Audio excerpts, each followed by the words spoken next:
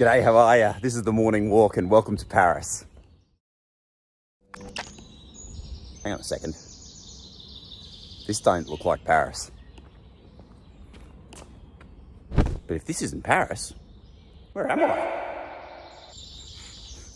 And that's because where I am right now both is Paris and it isn't Paris. What the heck? Don't worry, I'll explain everything as usual. For now, let's go for a morning walk. It's great to see you. You're looking good. Let's have a chat.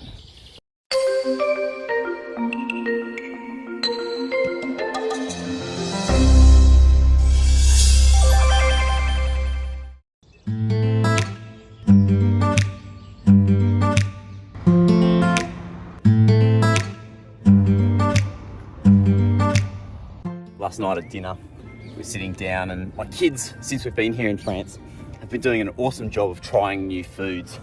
Okay, I'll be honest, we're incentivizing them with money. But at least they're trying new stuff, which as many parents will know, can be like pulling teeth with kids. Anyway, we're sitting at the table and my wife had served up something new and different. And of course, like here in France, the food is very different to Australia, better in many ways. And when she put it on their plate, she said to them, you're not gonna like this.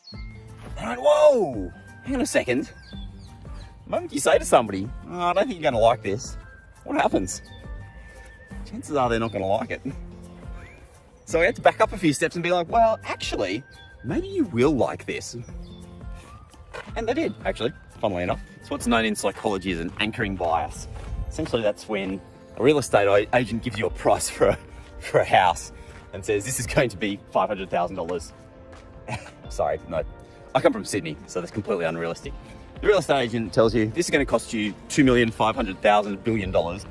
And immediately what happens in our minds is like we put down an anchor, we put down like a marker post at that point, and everything is judged relative to that anchor. So if we get that house because we've been saving up for like 500 years and we get it for less than that price, we're gonna feel like we've got a good deal. At the same time, if we pay more than that anchored price, we're gonna feel like we've been hard done by. So it's something that's very, very powerful. This is something very typical in France. It's certainly something we don't find in Australia very much. But pretty much every like little town you go to has got its weekly market. Here in Gif, the market's held twice a week. Thursdays and Saturdays, I wanna say, maybe Thursdays, Sundays. It's just amazing because the food is so good. The produce is always super fresh. And you pretty much get everything that's in season, from, you know, meat and fish through the fruit and vegetables. You've got people that are cooking meals fresh for you. It's just such a wonderful part of French life that literally a couple of times a week, you can come down to your local market and get absolutely awesome food. I definitely miss this part of French life in Australia. You know, psychologists have found that salespeople can get you to pay a higher price simply by quoting some sort of number, even if it's completely unrelated to what you're looking to buy, but that number is really, really high. So if I tell you that it's 300,000 kilometers to the moon, you are more likely to be willing to pay extra for a $3 bottle of water than you otherwise would. And that's because when I say that 300,000, I literally put that anchor in the ground. And so when I then quote you a price of $4 for a bottle of water, yeah, $4, it's only $1 difference. Compared to 300,000, it's not very much. And so this is one of the techniques that people can use to anchor you when they're looking to sell you something.